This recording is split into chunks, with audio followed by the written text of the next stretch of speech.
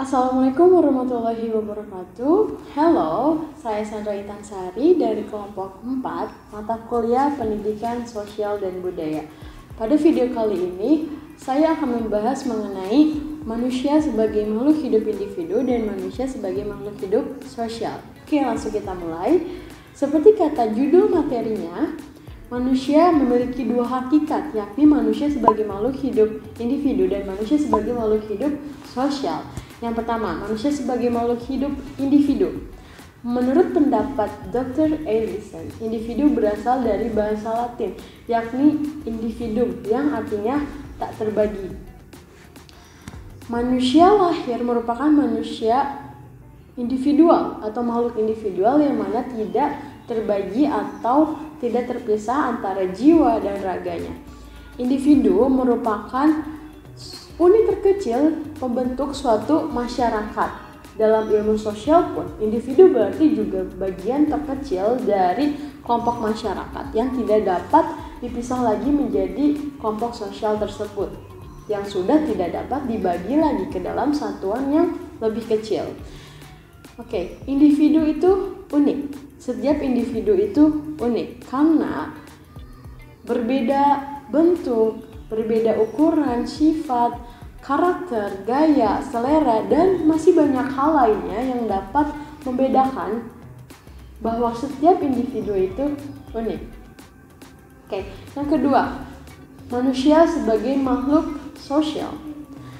Manusia dapat dikatakan sebagai makhluk sosial karena yang pertama, manusia tunduk pada aturan dan norma sosial. Yang kedua, perilaku manusia mengharapkan suatu penilaian dari orang lain. Yang ketiga, manusia memiliki kebutuhan untuk berinteraksi dengan orang lain. Dan yang keempat, potensi manusia akan berkembang bila berada di tengah-tengah suatu masyarakat. Oke, menurut Cooley memberi nama looking glass self untuk melihat bahwa seseorang dipengaruhi oleh orang lain. Cooley berpendapat bahwa looking glass self terbentuk melalui 3 tahap. Tahap yang pertama yaitu seseorang mempunyai persepsi mengenai pandangan orang lain terhadapnya. Kemudian tahap berikutnya, seseorang mempunyai persepsi mengenai penilaian orang lain terhadap penampilannya. Dan yang tahap ketiga, seseorang mempunyai perasaan terhadap apa yang dirasakannya sebagai penilaian orang lain terhadapnya. Oke. Sedangkan menurut George Herbert Mead, pada tahap pertama, beliau mengatakan bahwa ada play stage. Seorang anak kecil mulai belajar mengambil peranan orang-orang yang berada di sekitarnya. Maka peranan orang dewasa di sini take important role karena anak kecil tersebut mengambil peranan dengan siapa yang ia berinteraksi gitu. Kemudian tahap yang kedua yaitu tahap game stage. Di sini seseorang anak tidak hanya telah mengetahui peranan yang harus dijalankannya, tetapi telah pula mengetahui peranan yang harus dijalankan oleh orang lain dengan siapa ia berinteraksi. Contoh dari Mead ialah keadaan sebuah pertandingan. Seorang anak bermain dalam suatu pertandingan tidak hanya mengetahui apa yang diharapkannya orang lain dari dirinya, tetapi juga apa yang diharapkan dari orang lain yang ikut bermain. Oke. Kemudian tahap yang ketiga yaitu sosialisasi. Seseorang dianggap telah mampu mengambil peranan yang dijalankannya orang lain dalam masyarakat, mampu mengambil peranan generalize with others.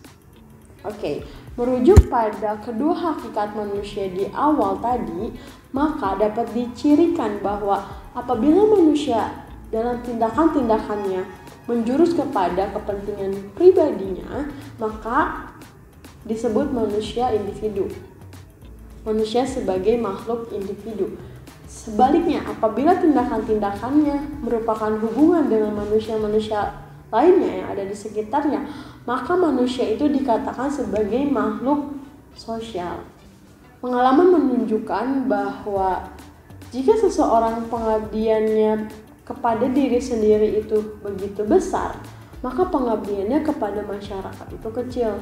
Dan sebaliknya, jika seseorang pengabdiannya kepada diri sendiri itu kecil, maka pengabdiannya kepada masyarakat itu begitu besar. Dengan demikian, dapatlah dikatakan bahwa yang dapat meningkatkan ciri-ciri individualitas pada seseorang hanyalah pada dirinya sendiri, yang disebut sebagai proses aktualisasi diri. Pertumbuhan dan perkembangan individu dipengaruhi oleh beberapa faktor. Mengenal hal tersebut ada 3 pandangan, yaitu yang pertama, pandangan nativistik. Pandangan ini menyatakan bahwa pertumbuhan individu semata-mata ditentukan atas dasar faktor dari dalam individunya sendiri, seperti bakat, minat, dan potensi, termasuk pola hubungan ataupun kemiripan dengan orang tuanya. Misal, jika ayahnya seorang seniman, maka sang anak akan menjadi seorang seniman pula. Maka seperti kata pepatah, yaitu buah tidak jatuh jauh dari pohonnya.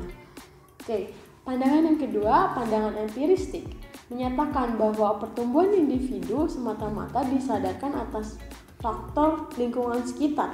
Pandangan ini percaya bahwa lingkunganlah yang akan membentuk atau menentukan pertumbuhan seseorang. Oleh sebab itu, pandangan ini bertolak belakang dengan pandangan sebelumnya, yaitu pandangan nativistik.